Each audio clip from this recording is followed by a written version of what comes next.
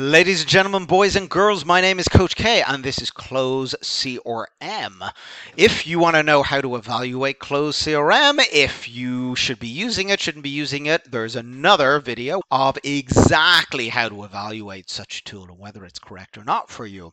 This video, we're going to do just a quick overview into the system itself. So this is Close CRM, and if I go into my pricing, I can see all my different options: startup, professional, and enterprise. They are right there.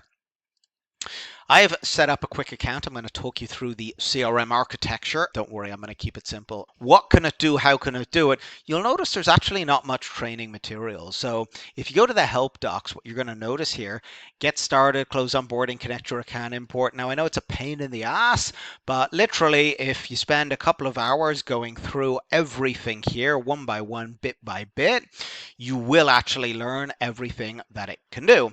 And luckily we have our wonderful little add-on here, speech to text, so you can just kick back and listen to it. If you want me to go through each of these bit by bit, which I'm actually going to do anyway, let me know. I'll send you the recording of whatever feature you want. Keith, how do I do this? How do I do that? It's all going to be videoed, ready to go. Close.com. I understand why so many sales teams use it, because it's so simple and so fast. It's like the ultimate plug and play. In fact, you can't even customize it unless you're on that full enterprise plan. They don't let you. So 20 to 30 minutes, any sales team should be up, running, and ready to sell. The architecture is super simple in terms of how it's built and how it works.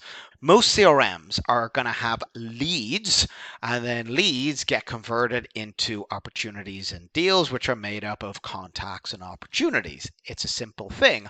And then you have activities such as tasks and meetings and events and phone calls and everything, of course, moving along a pipeline, statuses in order to get them to close one, close loss. Close.com is a little bit different, even though it's all the same. So when you come in, you've got this little inbox feature. Now, the all items, this is just an overview and what's in play in your account. Wonderful for sales teams that don't want to set or configure anything. This is what I have to work on. Like, it's a great little feature. And when you're finished working on it for the day or you're done, literally just mark done. Look, I'm done with these. I don't need to know about these anymore. Now I'm snooze this until Monday. Like, you can tell the system what you want to be reminded on or not. If you've connected your calendar, everything on the right side will be coming up and it'll tell you all your meetings, what you have today, what you have tomorrow.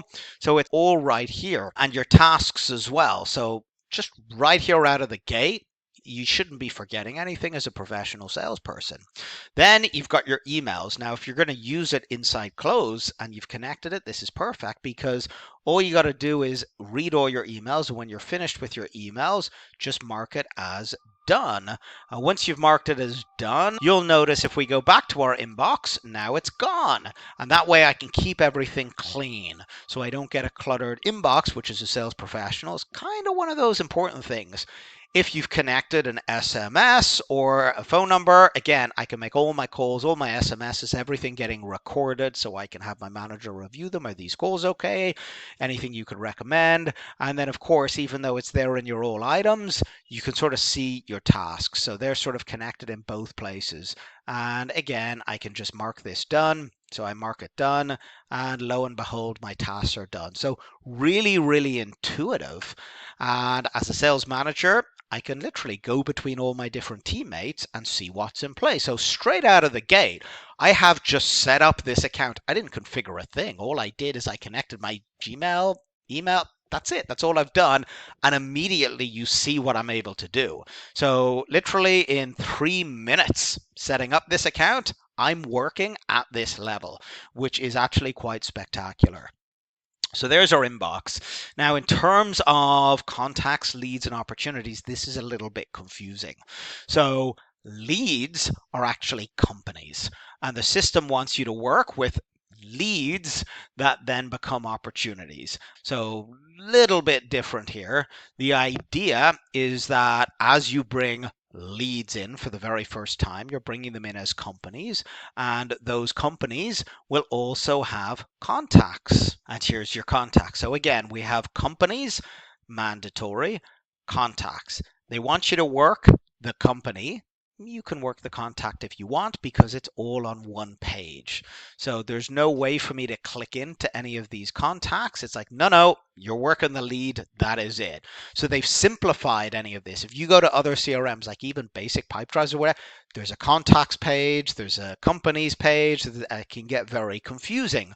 While a guy like me gets angry at this, it's like, hang on a second, I want to customize it for someone who just wants to open an account and start selling and have one way to do it and simple. This is why so many sales teams love the tool, because look, that's it. This is your lead, okay? The company is called this. They're based in this location.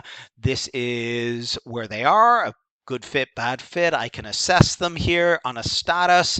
I have tasks that I have to do and I can update and control them. And then these are all the contacts, the people in there. And if I want to call any of these people, I can call them. I can just press this button and immediately start sending messages. I can add notes. I can send an email, SMS call. Like, I haven't touched a thing, and you can see how simple it is. The only problem, of course, is there's quite a bit of scrolling here when you start populating it, positives and negatives. And if I just want to create any custom fields, like I can do it right here, opening custom fields. I only have a few options. There's nothing here I need to explain. If this was Salesforce, I'd have to talk you through each one of them because there's a high degree of complexity. But what's a drop-down single, drop-down multiple? I don't think I need to explain any of that because it's relatively simple to understand. That's what Close.com are actually going for. They want sales teams to just come in and sell. Don't worry about setting anything up. You're ready to sell. And from that perspective, they do it super, super well. You can have multiple numbers, multiple emails, different teams. And again, there's nothing that I, as a sales professional, CRM professional, need to explain because it's really, really simple.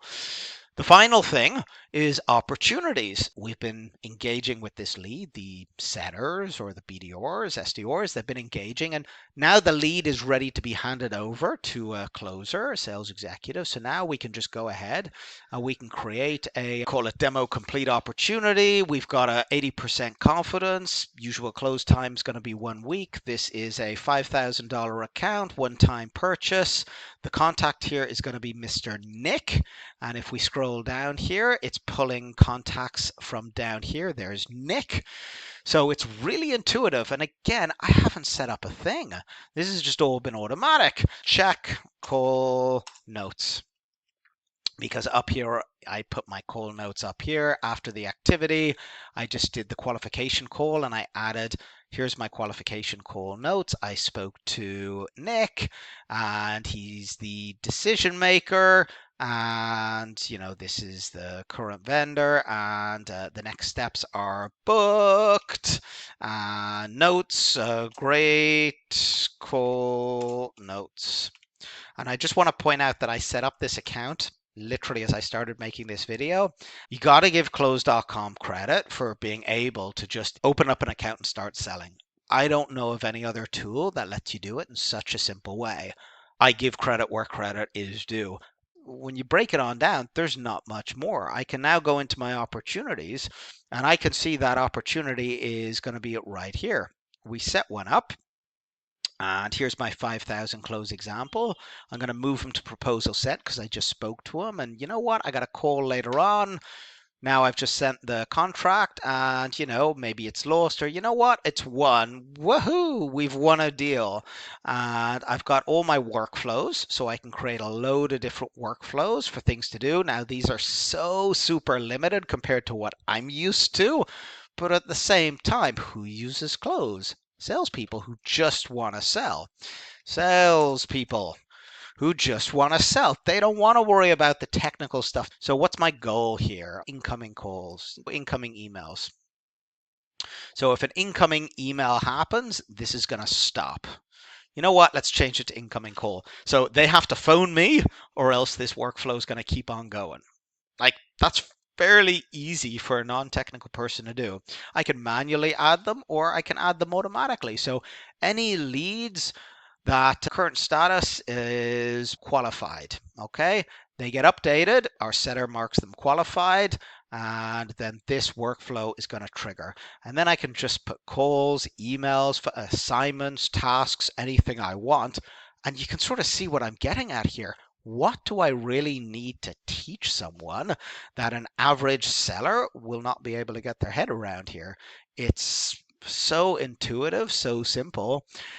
Conversations, this is recording all your calls.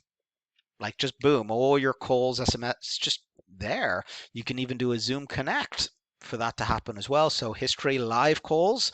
So as a sales manager, I can listen in on their live calls and nothing I'm showing you needs to be configured. That's the most amazing part. Now, what's the worst part about Close? The reports are a goddamn disaster zone. They show you how many leads created, outbound, inbound. They show it all to you, but this isn't exactly what I'd call business intelligence. 20 opportunities and they're closing at 6%. You've got this much cash. There's an activity here, but it's not based on what kind of meetings are happening. I don't know. It's good. It is good. Don't get me wrong. It is good. Like this is all out of the box, but it's not business intelligence. So when I work with someone, I don't give them basic reporting. I give them business intelligence. That's my only beef. But I think up until there, everything was fairly wonderful. Your contacts and leads, you can just make smart lists of. You can build lists and see any data you want. I can see who's my calls today, who am I nurturing, who am I working with, and you can just build them and they're all going to be sat here. Leads to call, leads never to be emailed, and you can make as many of these as you want. And they're real easy because you're just using this kind of filtering system. Just add filters. You can even make groups of filters so it can have all of this stuff or all of that stuff. Not so technical. And in what, 10 minutes, I basically showed you all of Close. That's how simple, and that's what you're paying for. You're paying just for the ability to just jump on and start selling. In terms of setting it up, I didn't do any setup. I just added in the basics. Here's your account details. You then go into your membership. We have one membership.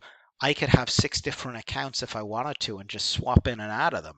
You got to pay for each account. Account is like a company, so a sales team if it was on different Close memberships. This is your general stuff. You're only allowed one currency, which is normal for most sales teams. Me, I actually work in multi-currency, so I'm dead in the water on a handful of my accounts. Team managements, I can set up different teams and different groups, and then I can assign different permissions. That's kind of important for a guy like me. I have setters, I have closers, and I have management, and each of them want to be able to see a different thing. Hence, they need different permissions to do different things. This is not something that a small sales team that just jumps in quickly to sell really cares about. So you can play with all of this, but it's probably going to be a little bit more complex than your average salespeople want to work with. They do have all that functionality. Credit where credit is due. Custom activities, custom fields, custom objects. I mentioned that it has leads, contacts, and opportunities. You can make lots of different custom objects like scorecards, Zoom calls, anything you want to keep track of data. Again, the average sales guy doesn't really care about that. That's why it's only available on the enterprise plan. Shared fields. These are fields that can be shared with different objects like leads and contacts, integration links. So you can link this to different systems. So I can create a link that maybe goes to my marketing system or to Stripe. It just automatically links to Stripe, links to their account, boom, process payment, whatever I want. Scheduling links. You don't necessarily need something like Calendly. So you can create your own, but most people, for the sake of 10, 15 a month, you want to get Calendly. But if you connect your Calendly, then it's built into the system. So it's single click, which your average sales team probably doesn't understand what I've just said, but it has it. So that's great.